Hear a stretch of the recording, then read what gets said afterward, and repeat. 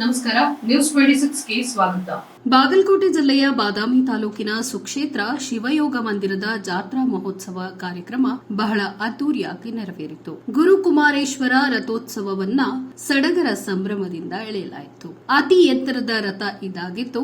ಈ ಶಿವಯೋಗ ಮಂದಿರದಲ್ಲಿ ವಟುಗಳ ತಯಾರಿಕಾ ಶಿಕ್ಷಣ ಸಂಸ್ಥೆ ಇದಾಗಿದೆ. ಇಲ್ಲಿ ವಿದ್ಯಾಭ್ಯಾಸ ಮಾಡಿದ ಪಟುಗಳು ರಾಜ್ಯದ ವಿವಿಧ ಮಠಾಧೀಶರ ಪೀಠಕ್ಕೆ ಮಹಾಸ್ವಾಮಿಗಳಾಗಿ ಮುಂದುವರಿಯುತ್ತಿದ್ದಾರೆ. ಈ ಕ್ಷೇತ್ರ ಒಂದು ಪುಣ್ಯದ ತಾಣ. ಯಾಕೆಂದ್ರೆ ಇಲ್ಲಿ ಪ್ರತಿದಿನ ಉಚಿತ ಪ್ರಸಾದ ವ್ಯವಸ್ಥೆ ಇರುತ್ತೆ.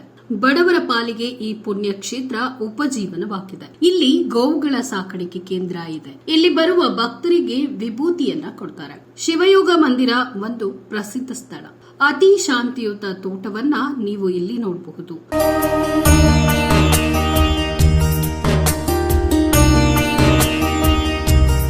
ಒಮ್ಮೆ ಶಿವಯೋಗ ಮಂದಿರಕ್ಕೆ ಬಂದ್ರೆ ಸಾಕು, ಸಮೀಪದ ಸುತ್ತಲೂ ಕನಿಷ್ಠ 5 ಕಿಲೋಮೀಟರ್ ಸುತ್ತದವರೆಗೂ ನಿಮಗೆ ಇನ್ನಷ್ಟು ಪ್ರವಾಸಿ ಸ್ಥಾನಗಳು ಸಿಗುತ್ತೆ. ಅವು ಯಾವುವೆಂದರೆ ಮಹಾಕೂಟ, ಬನಶಂಕರಿ, ಬಾದಾಮಿ, ಹುಲಿಗೆಮ್ಮನಕೊಳ್ಳ, ಪಟ್ಟದಕಲ್ಲು, ಹೀಗೆ ಮಧ್ಯದಲ್ಲಿರೋದೇ ಶಿವಯೋಗ ಮಂದಿರ. ಈ ಪುಣ್ಯಕ್ಷೇತ್ರ ಬಹಳ ಪ್ರಾಮುಖ್ಯತೆಯನ್ನ ಹೊಂದಿರುವ ಒಂದು ಶರಣರ ಕ್ಷೇತ್ರ ಅಂತಾನೆ ಹೇಳ್ಬೋದು. ವರದಿ ಪಾಂಡು ಗಿರಿಯಣ್ಣನವರ, ನ್ಯೂಸ್ 26 ಕನ್ನಡ, ಬಾಗಲಕೋಟೆ.